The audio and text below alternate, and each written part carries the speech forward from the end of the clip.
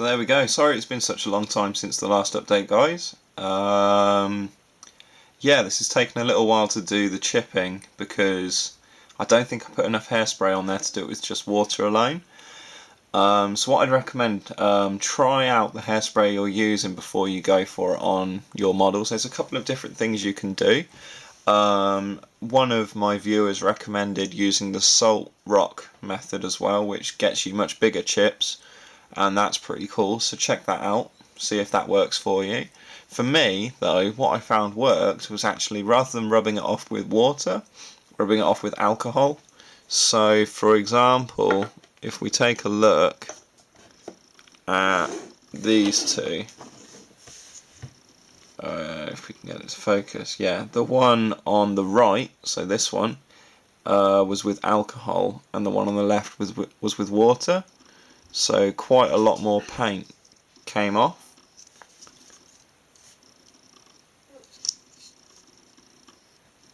But yeah, so that's worked alright.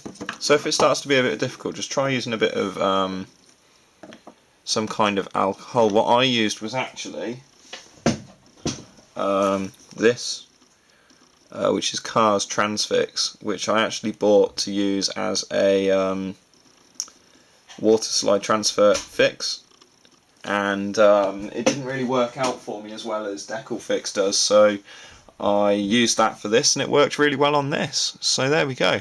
So they're looking quite good at the moment. They're still a bit dark, it's a bit hard to see the chips and stuff, but they will come out a lot more.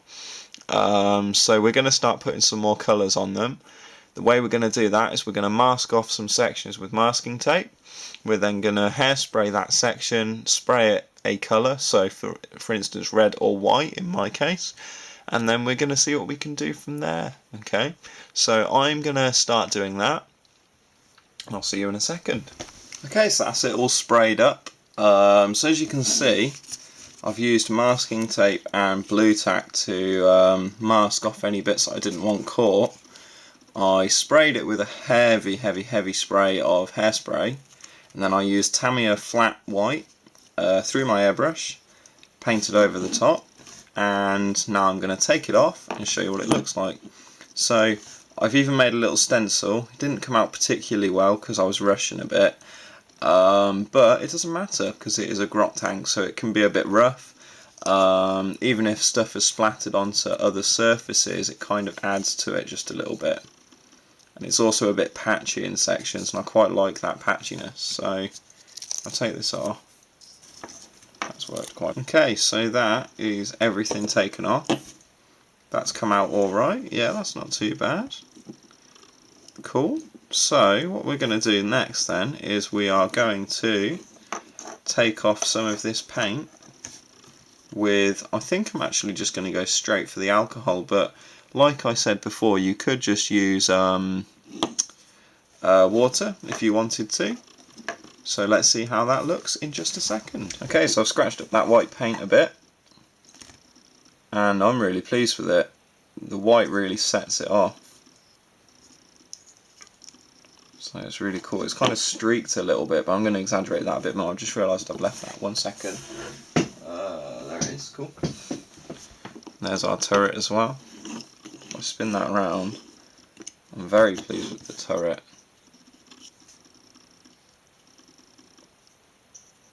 So when you're doing this, try and exaggerate where it would hit other metal, scrapes it might get, where they might come in, like around the front and stuff like that, and on kind of hard sharp edges like on that periscope there.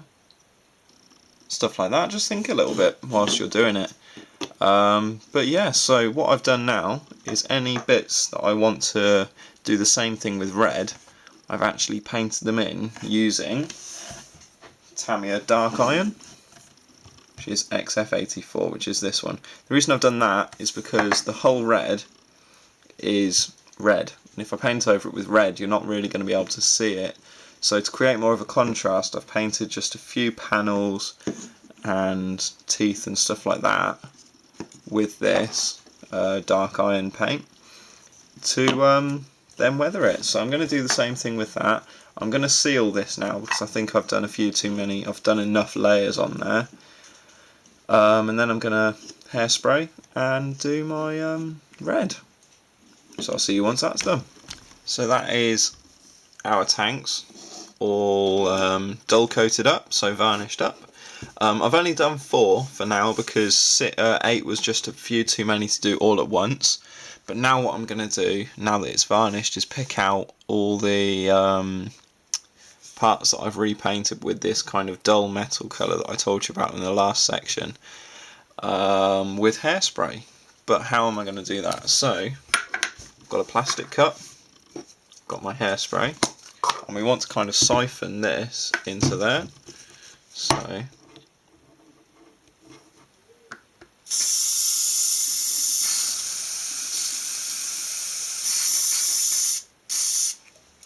there you go. And that gives you a kind of a liquid version which you can actually paint on. Okay, because the problem with airbrushing it is that the sections I need to paint up are a bit small, so this is just a bit easier. So I'm going to use just an old paintbrush to paint up the little teeth and stuff, and then I'm going to come back in just a second. Okay, so here we go. So I've got an old Games Workshop standard brush, and I'm just going to use that to paint on some of this hairspray that we've managed to get. Now you can be quite thick with this, but you don't want to be too thick, obviously. But so just like this, paint it on. It looks like you're just painting on like gloss varnish or water or something, but this is going to look really good. Okay. Now there are other products you can use. So you can use the AK Interactive chipping fluids, which I've heard create very good results. If you check out Orc Painter Nerd's channel, and also Marnius Augusta Calgar's, so Mac's channel, they have done some stuff on it as well, and it's a great success. So now we've done that, we want to get our red, which is going to be Mephiston Red from Citadel, and we're going to use that to paint up the sections on the model that we have painted with hairspray. So I'm going to need a palette, because I forgot that, so 1 second, and a walk up. So right, what we're going to do is we are going to get some paint out on our palette. Now we want to water our paint down just a bit, so we want to thin it down a bit with water, like we normally would on our models. So you get like a thick milk consistency. And then we get our model, and we are going to paint the bits that we want red. Funnily enough. Okay, so that's all the reds painted on them. Oh, that's come off. That's all the reds painted on them. So what we're going to do now is we are going to start taking that paint off using our usual chipping method. But what I would like to do is, I've just finished these, I'd like to give it an hour for the paint to actually dry properly. So although acrylic paint dries very quickly, I don't think it will dry all the way through. So I'd like to leave it a little bit. I'm going to come back in an hour, but for you it's going to be a few seconds, and then I'm going to start chipping it away. See you then, guys. Okay, so I've waited an hour, and I've done a little test on one of them, and it seems to have worked quite well. So once again, I've got my Decal Fix, or like alcohol solvent stuff, and I'm going to be using that. So once again, just paint it on, let it soak in a little bit. And then we're going to scrape it away with this brush.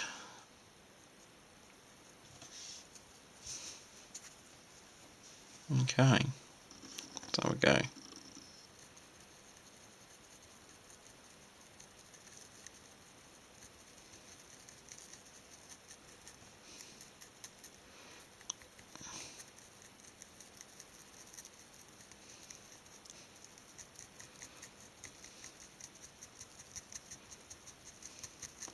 That's starting to look quite cool. Okay. Now, you might have noticed you've got quite a lot of red paint coming off.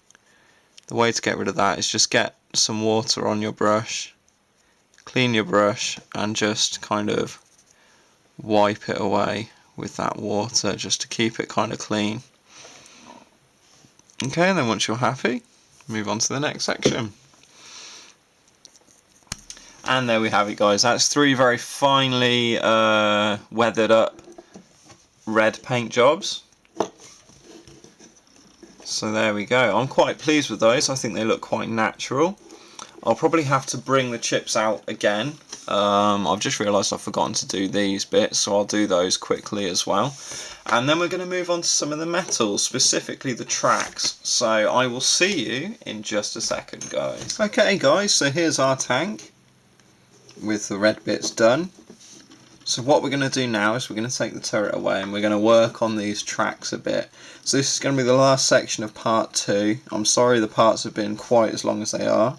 That wasn't meant to be quite as long, but it does have to be to explain it properly. So what I'm going to do is I'm going to take Tamiya Colour Dark Iron XF84, and that is going to form the base coat colour for our tracks. Okay, so I'm going to go ahead and paint that, and then I will show you guys what that looks like in just a second. So here it is with a base coat. It's a very, very dry colour, but as you can see there is a slight difference between the hull black and the actual track colour. Okay, so I've gone and done all the actual wheels themselves along with the tracks, and then what we're going to do is we are going to do a wash over it. Now then, sorry about that. So, put that aside. The wash we're going to be using is from AK Interactive. So this is an enamel wash, so this is enamel paint. Okay, you're going to need some white spirit or paint thinner to thin this down. I'm using Tamiya thinner, but you can use any white spirit. Okay, this is a specially formulated track wash, but if you're not happy using that, you can also use kind of Tamiya Hull Red, just watered down a lot, so 90% water. Or any kind of dark rusty brown colour. Try not to go for an orange, you want a kind of dark, worn into rust. But yeah, these need a shake, by the way, that's what that noise is. So yeah, let's give that a shake and see what it looks like in a second. And there it is with the track wash. So yeah, it takes a long time to dry the track wash, so I think I'm going to end the video here. It's obviously darkened down the tracks a heck of a lot, which is what we're looking for really, and it's made them look all very, very aged and rusty. So this is going to take a very long time to dry, so I'm going to leave it overnight and hopefully it'll be dry by the morning, because it is oil based, and oil based stuff takes a while to dry. If it's dry in the morning, I'll start doing the next part of the video, but from there, that is it. So cheers for watching, guys. Keep an eye out for part 2. Things are really going to start picking up a pace now that we've done the majority of our weathering. So cheers for watching, guys. See you in the next one.